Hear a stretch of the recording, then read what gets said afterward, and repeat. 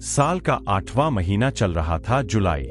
बारिश की रिमझिम फुहारें जमीन को ठंडक पहुंचा रही थीं, लेकिन अंशुल के दिल में बेचैनी की गर्मी और भी बढ़ती जा रही थी। वो हर साल की तरह इस साल की शुरुआत में भी बहुत से सपने लेकर चला था। फिटनेस ठीक करनी है, किताबें पढ़नी है, नया बिजनेस शुरू करना है, रिश्तों को सुधारना है। पर अब जब कैलेंडर जुलाई पर था, तो उसे महसूस हो रहा था कि शायद फिर से कुछ भी नहीं हो पाया। वो खुद से ही नाराज था। लेकिन तभी एक शाम उसकी मुलाकात हुई अपने स्कूल के पुराने दोस्त राघव से। दोनों पार्क में मिले, बातचीत शुरू हुई। राघव ने पूछा, क्या हाल है अंशुल, उदास क्यों दिख रहे हो?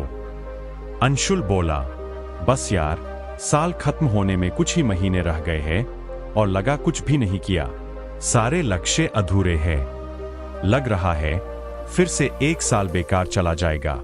राघव मुस्कराया और बोला, क्या तुम्हें पता है कि ओलंपिक एथलीट 4 साल तैयारी करते हैं, लेकिन असली दौड़ महज 10 सेकंड की होती है। अगर वो 10 सेकंड में हार जाते हैं, तो क्या वो कहते हैं कि सब बेकार गया? नहीं, वो अगले 4 साल फिर से मेहनत करते हैं। और तुम तो अभी भी खेल के बीच में हो, हार कहाँ मानी है? अंशुल चुप था।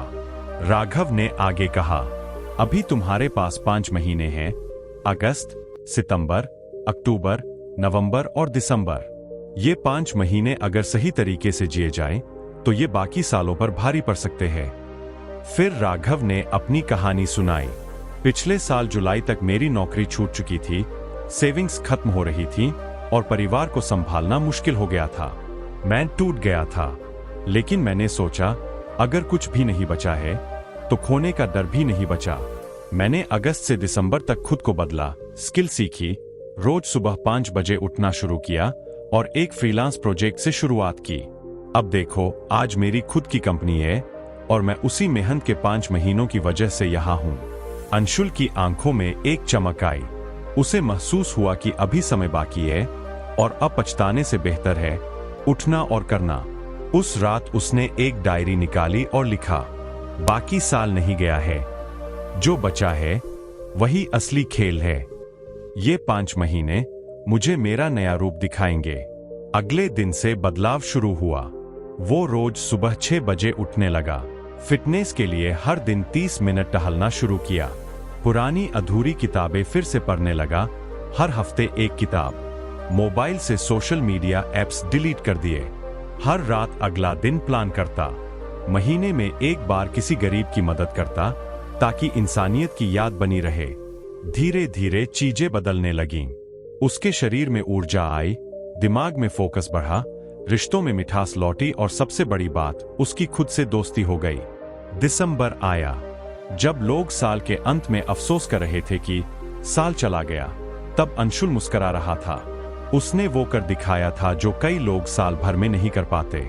उसने अपने कमरे की दीवार पर लिखा, साल वो नहीं जो जनवरी में शुरू होता है, साल वो है जो तुम जब चाहो तब शुरू कर सकते हो। सीख क्या है इस कहानी से? एक, कभी भी देर नहीं होती, चाहे साल का कौन सा महीना हो, बदलाव आज से शुरू हो सकता है। 2 छोटे कदम बड़ा असर डालते हैं। रोज का छोटा प्रयास भी जिंदगी बदल सकता है। 3, गिनना बंद करो, जीना शुरू करो, कैलेंडर मत देखो, खुद को देखो कि क्या बेहतर किया जा सकता है।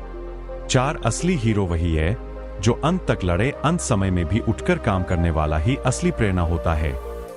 अगर तुम्हें भी लगता है कि साल चला गया है, तो एक बात याद रखो, साल में जो बचा है वही सबसे कीमती है। उससे पहले मत हारो जब तक खेल खत्म न हो जाए। तो क्या तुम तैयार हो? बस कुछ महीने और हैं। तुम इस साल की सबसे बड़ी जीत बन सकते हो।